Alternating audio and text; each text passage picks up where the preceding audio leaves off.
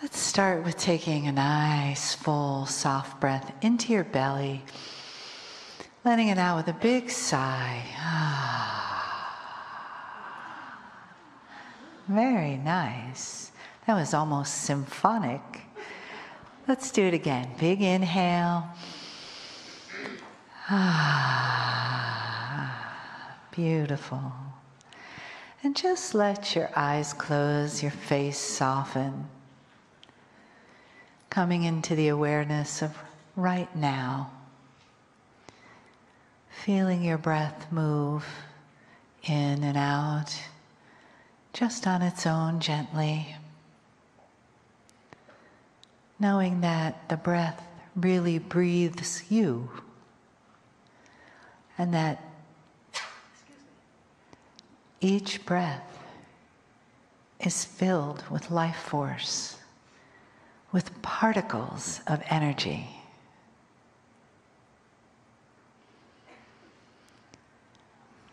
And that energy is also all around us, in the leaves on the trees, in the soil that covers our beautiful planet, in the water around us, in the sky. And we breathe that breath, that life force, together with all of nature and all of divinity. And that breath is filled with love.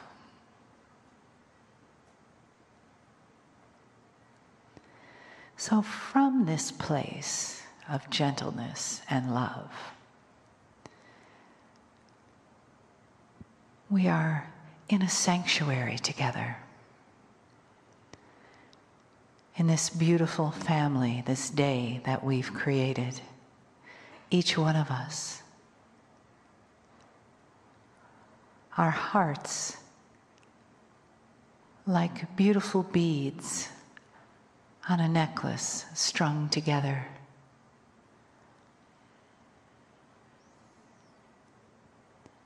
And as we leave this evening, we do so from this sanctuary of the heart and soul.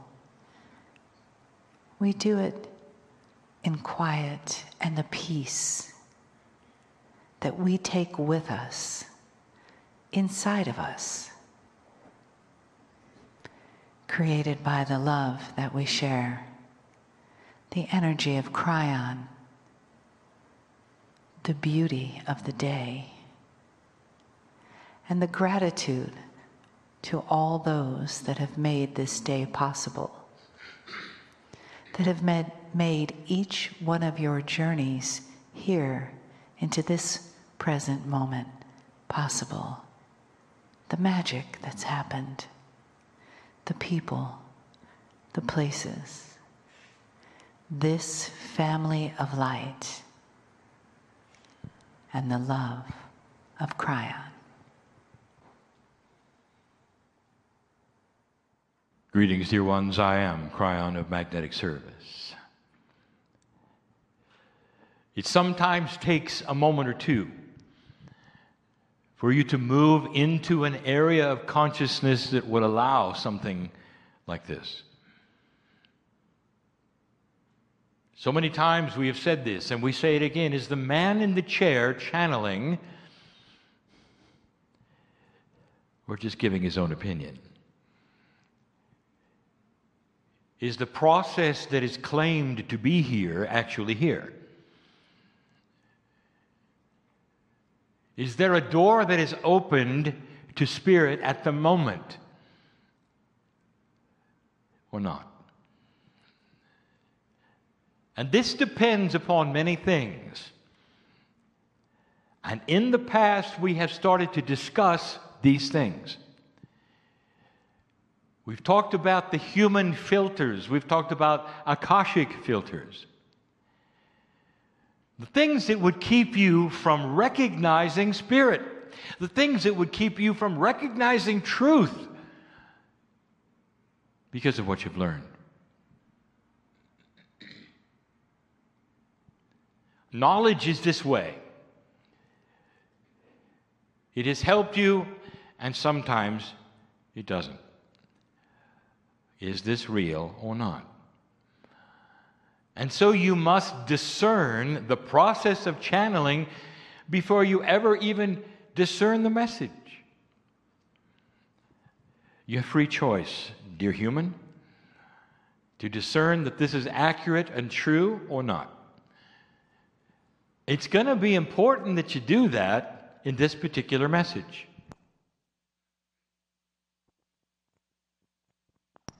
In this message, I am going to give you some science and also some possibilities, some probabilities, and revelations of poor thinking.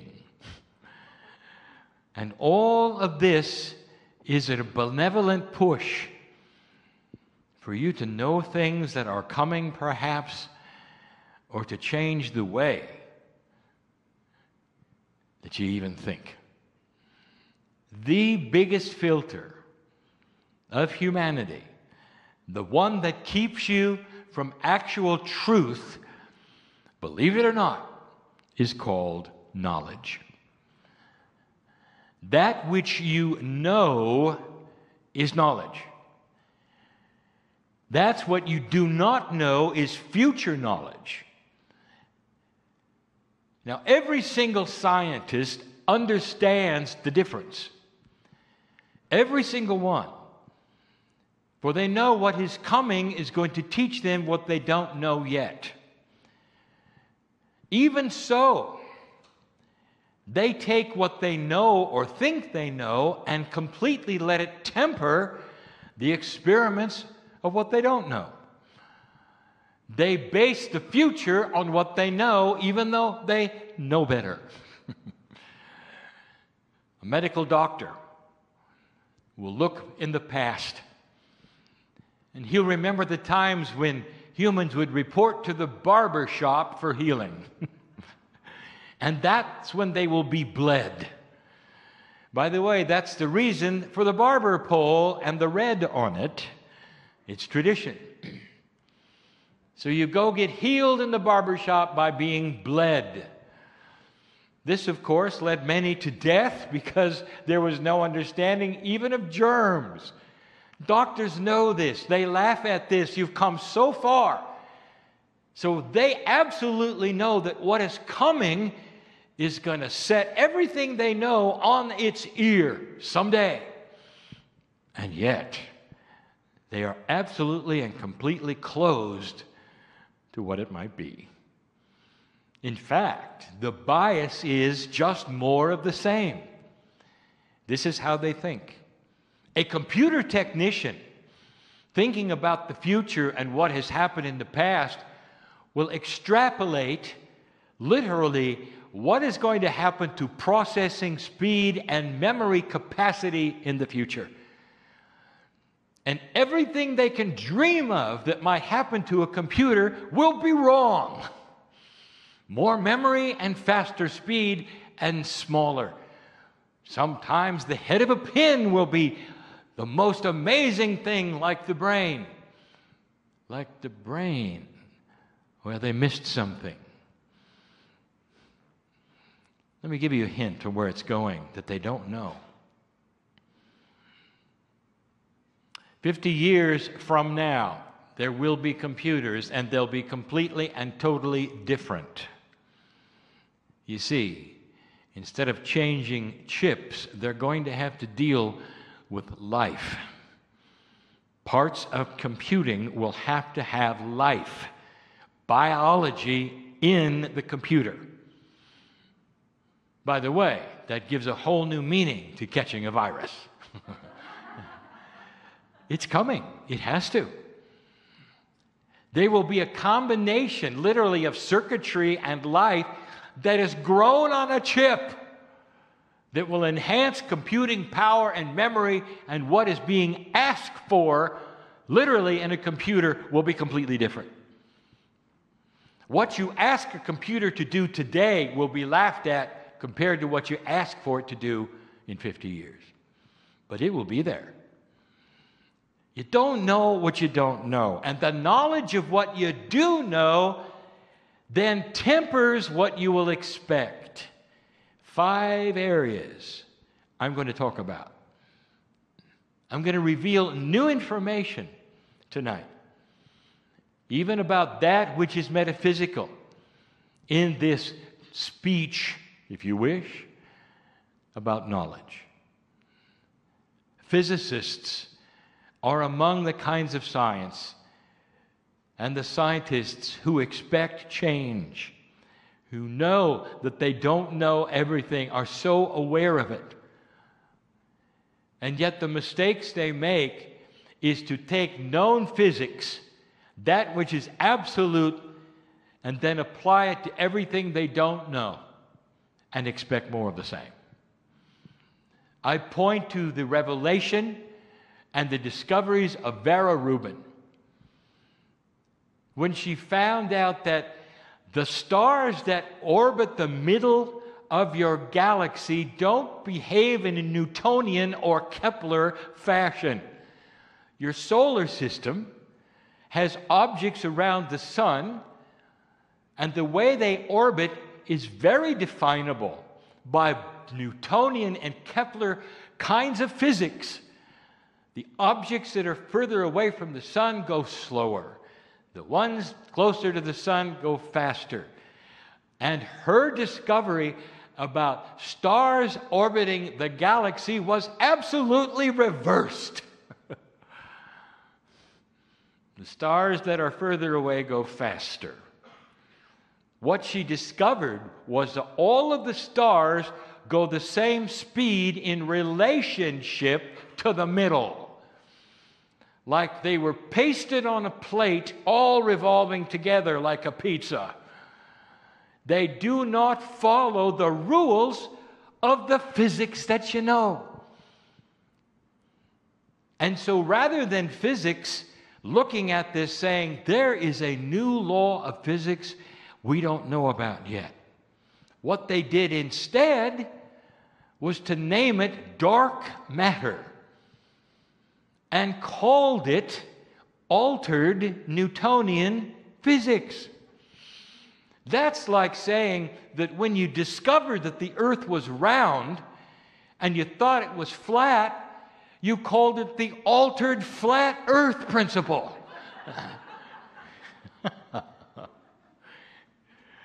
Newton's name is still attached, and it has nothing to do with anything he discovered. Dark matter does not exist. Instead, there's a new law of physics that you haven't seen yet. It's a multidimensional law having to do with the quantumness of entanglement of galaxies and stars. It's been there all along. You will see it. You'll slap your heads in revelation of what you said and change the rules. But look what you've done with it so far. Look what you've done with the idea you came from the Pleiadians. There are those scientists who are laughing right now that the mythology of the Pleiadians being your seed biology is simply not possible. It's not possible because of physics, they say. Let's talk about the Pleiadi, the system. Let's talk about the truth of it. Then let's talk about the mythology of it and what you don't see and what you don't understand and you don't comprehend because of your knowledge. You call it the Seven Sisters. There's hundreds of stars in the Pleiades group. Circling these stars is a nebulae, dust particles and gas that create a wonderful blue tinge that you see even in the night sky with a naked eye. Because with the naked eye you can only see the clusters of 7, you see 7 sisters. There's actually 9 when you use a telescope. Each of the 9 have been identified even with names, but there are hundreds of stars. They're approximately 440 light years away. Now that's close. You take a look at the distances of cluster stars, it's close. Now, here's what science says is all wrong with your mythology. You see, it's too young. The whole system of the Pleiades is young. It's approximately 100 million years old. Now, your galaxy is 4 billion. Your planet is at least 1 billion of that. And the Pleiadians, only 100 million. So here's what science says. If this could be true that you came from the Pleiadians, it can't be because it didn't even have time to develop life yet, based on the way it developed here. It's too young. The suppositions apply this way. What you saw on Earth is going to happen there. That's incorrect. That life develops only a certain way based upon the way it developed here. That's incorrect. The possibility has never even been broached that perhaps the Pleiadian life as you think it exists was actually implanted there. How about that? It didn't grow. Perhaps it wasn't even natural from the planets it had. That is not even in the computation, is it? Based upon the knowledge you have on the planet, you have discounted completely the possibility of the benevolent star seeds that you have coming from where they came from. Too young, you say. What if their youth has everything to do with who they were, dear ones? These are just little vignettes of possibility I throw to you to give you things we know so well. And the Pleiadians who are here are smiling and know so well. You may be the new kids on the block because life just developed on the planet, but they had an entirely different scenario than you did. To become an ascended planet, they needed certain kinds of pushes from certain other kinds of planets. They had their own seed biology. Dear ones, it's important that you start thinking out of the box of your knowledge and open up to possibilities that are not what you've seen here. I want to show you some others.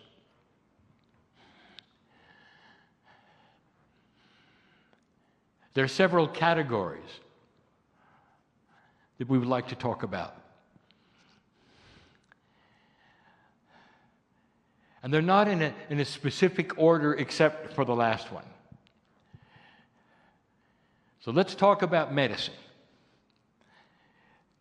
What is medicine going to look like? Now, we have alluded to this in the past, but the finest of finds, the most elegant of predictions have no concept of what's coming.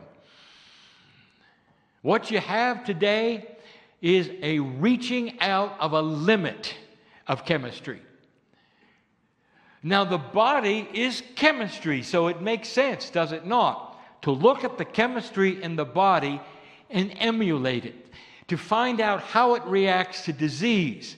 Therefore, to create certain kinds of things that will react differently to cure the disease. Perhaps to trick the body, to do things, to make curative elements, to save lives. It's absolutely normal what you have done. And it's going to reach an end very soon. Because the future of medicine is physics, not chemistry. You're going to start understanding and develop physics instruments that are going to speak literally to cellular structure and give it instructions without one chemical. There's always a reaction, isn't there? There's always a side effect. When you push one thing, something else reacts differently, doesn't it? How do you like it so far? The elegance of chemistry, the best chemicals you have that are helping with the worst diseases on the planet, all have side effects, and some are death. And I say, how do you like it so far? Does it seem elegant to you? It isn't.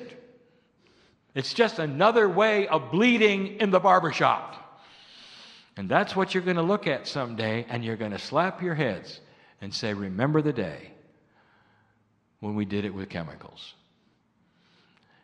Right now, going on the planet, are experiments that you wouldn't believe. They're making discoveries to heal some of the most heartbreaking diseases you have. I reveal one because it's not a secret. I never give you things that somebody has not either worked on or thought of with free choice on this planet. That is the guideline of channeling. We can't give it to you. You've got to develop it yourself. However, we can put you in an energy that is a faster one of free choice. That is to say, it's more obvious. Alzheimer's is heartbreaking. There are millions on this planet who develop it, seeming more all the time. It seems that way because you're living longer, and the plaque-like material that literally obfuscates that which is memory and clings to the certain parts of the brain, encrusts it, restricts it, imprisons it, and pretty soon you know what happens. Alzheimer's is going to be cured with physics. They're starting to find out that the plaque-like substance that imprisons those parts of the brain of memory, remembrance, is shatterable with sound. With high-frequency sounds tuned a certain frequency a certain way, the sheaths are literally dissolving and coming off. There's a lot of research to do, but it's a eureka moment, realizing that physics alone, without chemistry and no side effects whatsoever, can keep it from happening and cure those who have it. It's coming. It's coming. It's going to happen with energy. There are those working on stem cell technology right now who are using physics to guide the stem cells in order to create new cells. Stem cells created from the umbilical cord of the newborn without chemistry. Dear ones, the future is not more chemicals, and yet to the chemist and to the doctor, they're expecting better pills. Never seeing what might happen. Now, this is caused from the filter of knowledge. What you have and you know then gives you what you think is going to take place. It literally blocks you from seeing some of the potentials that you may have. Let's talk about war. Let's talk about something nobody is thinking about, completely and totally out of the perspective because you only have one knowledge of war. Your war has graduated.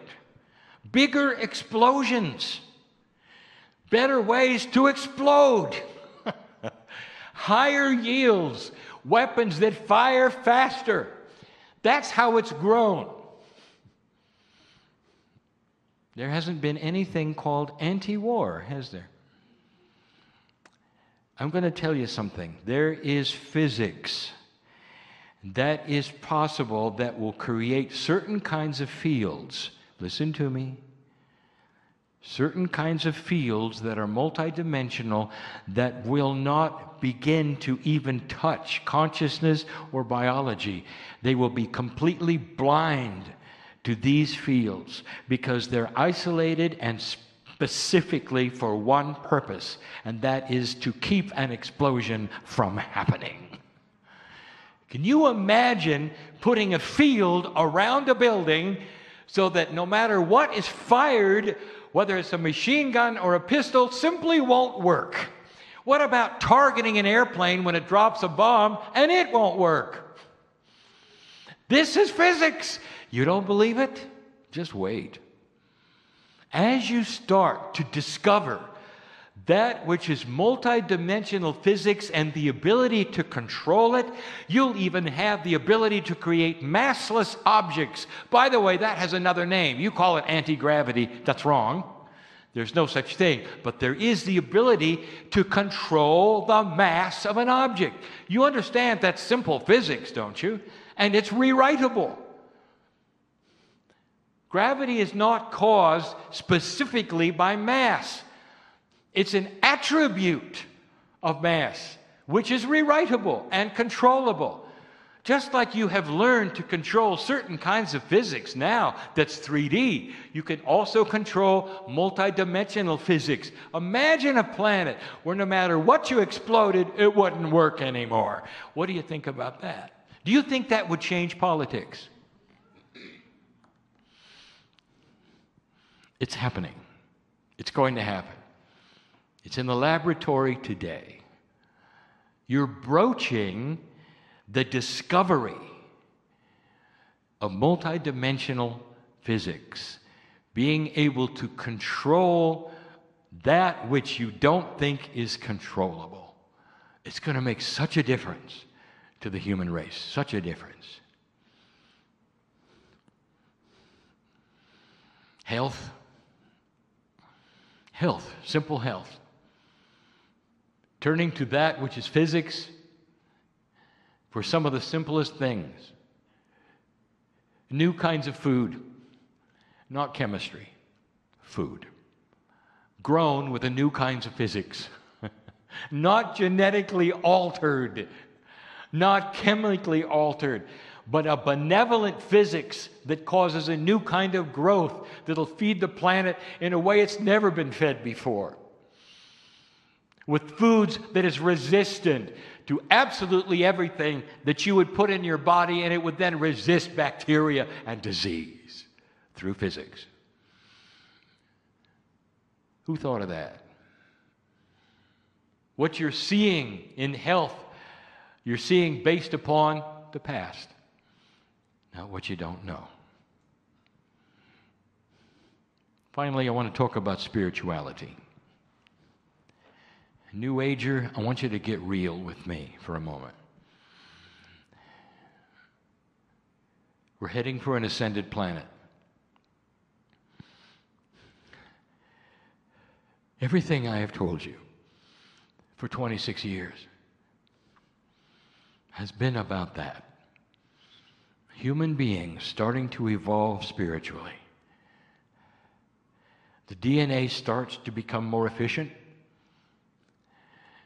The masters of the past you start to recognize are the ones who were examples that had DNA working at a very high percentage. You saw that each one of them, in all their instructions and teachings, were trying to show you this. All of them were human beings. None of them were angels.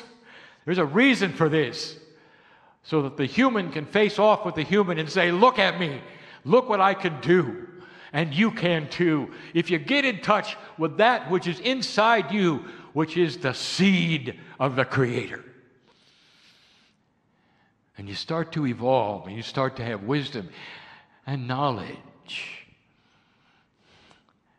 It creates peace on earth and more. What is an ascended planet going to look like? New Ager, metaphysician, you have an idea, don't you? First of all, the end of religion. Everyone's going to think alike. You'll be floating around. You might even change colors. An ascended planet will be one where you'll only have consciousness. You won't need the body. You name it. This is what you think. And I'm here to tell you something. On this planet, right now, if you think that, you have it wrong. It's bigger than that. It's better than that. Believe it. It's better than that. What kind of free choice would you have if there were not choices? Listen to me. You don't homogenize a planet through wisdom. What you do through wisdom is get along. You don't become the same. And there will never be a time when you don't have free choice. I realize my partner just told me I used a double negative. You will always have free choice on this planet of the energy that you wish to take as your own. But the wiser the planet becomes, the path to enlightenment, that is, to see the light and to find the Creator, will be greater, and that's the path that over 90% will take. You will always have those who don't agree, but you will get along. There will be wisdom, so there will be no more war. There will be certain kinds of physics and invention to prohibit it. There will be healing and lifespans that will triple and quadruple the human race, and the wisdom will increase.